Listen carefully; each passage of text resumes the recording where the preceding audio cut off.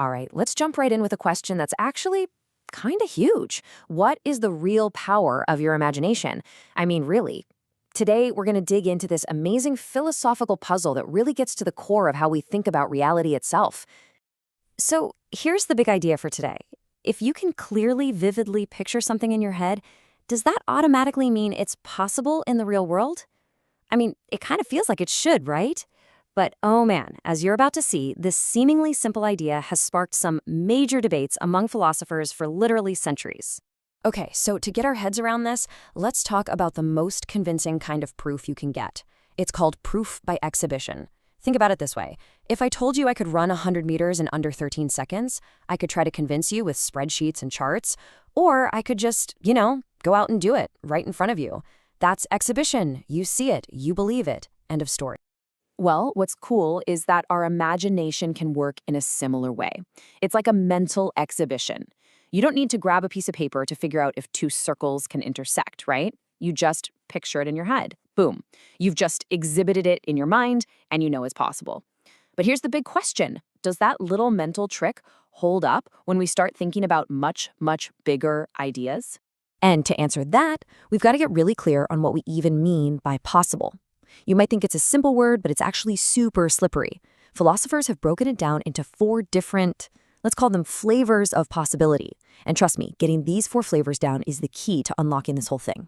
First up, we've got physical possibility. This one's the easiest to grasp. It's all about whether something follows the laws of physics in our universe.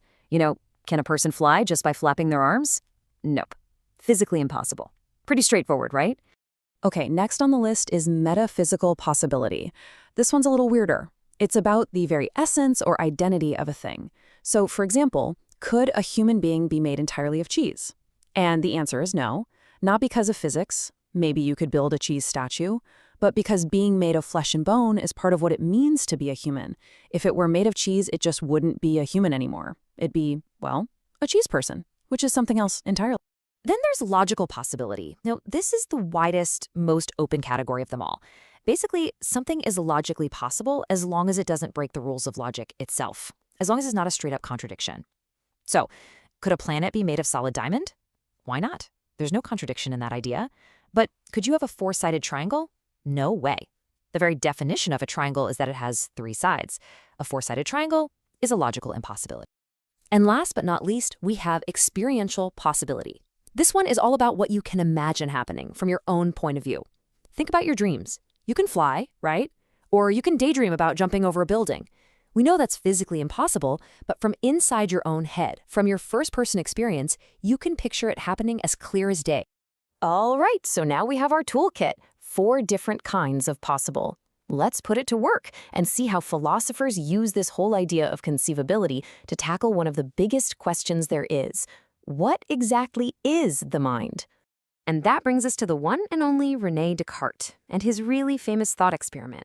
He sat down and thought, hey, I can clearly and distinctly imagine my mind, my consciousness, my sense of self, just floating around, existing without my body at all. He could picture himself as just a pure thinking thing, with no arms, no legs, no physical form. Now, for Descartes, this wasn't just some fun little daydream. His whole argument was built on the idea of an all-powerful God. He figured, if something isn't a logical contradiction, then God could make it happen. So his logic went something like this. If I can imagine my mind without my body, then it must be possible for them to be separate.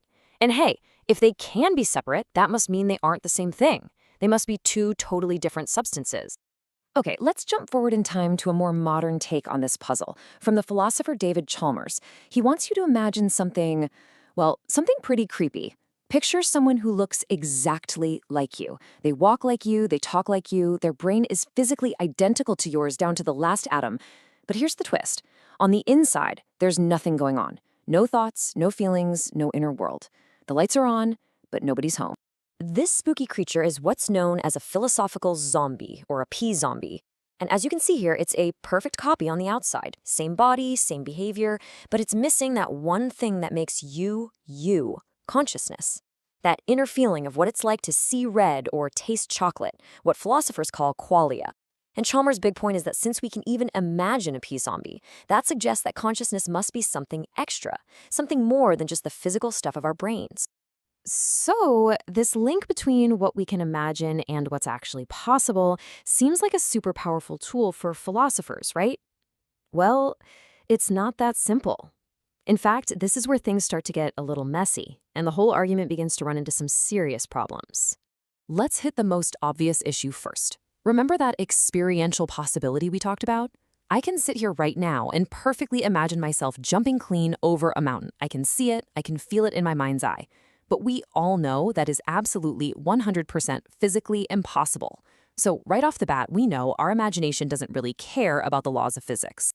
Okay, now for a trickier problem. Let's think about water. Science has taught us that the fundamental identity of water, its metaphysical essence, what makes it water, is its chemical makeup, H2O. That's not just a recipe. It's what water literally is.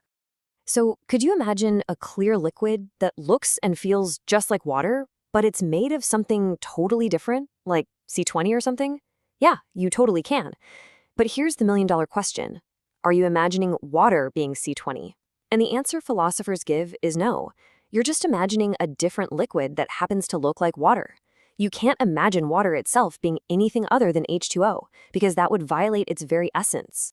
And this idea hits Descartes' argument right where it hurts. When Descartes imagines his mind floating around without his body, how does he know that floating mind is still him? I mean, what if your personal identity, the thing that makes you you, is fundamentally tangled up with your physical brain and body? Maybe what he's imagining isn't himself without a body, but just some other disembodied mind that isn't him at all. Maybe it's impossible to conceive of yourself without a body. So where does that leave us? Is this whole conceivability thing just useless? Is our imagination a terrible guide to reality? Well, no, not at all. The modern view is actually way more balanced and, honestly, a lot more useful. There's a philosopher named Scott Sturgeon who I think nails it. He says that being able to conceive of something gives us a reason to believe it might be possible. It's a good starting point. But, and this is the most important word here, that reason is defeasible. Defeasible is just a fancy way of saying it can be proven wrong. It's not ironclad proof, it's evidence, sure, but it's evidence that can be overturned by a better argument or a new discovery. So let's just break that down nice and simple. First, imagining something is a good starting point, but it's not the finish line. It's not final proof. Second, it gives us what we call defeasible evidence, evidence that can be challenged. Third, and this is key, that evidence can be defeated by better arguments, like solid scientific facts or finding a contradiction you missed. And finally, what this is really good for is showing us what ideas we shouldn't just dismiss out of hand. It helps us see what's on the table for discussion. So, at the end of the day, think of conceivability as a guide, not a guarantee. It's a fantastic tool for exploring the absolute limits of what could be real, for pushing our own boundaries. But you've got to use it with care and always check your ideas against logic and what we know about the world. And that leaves me with one final question for you to chew on. What does your imagination tell you is possible? Thanks for tuning in.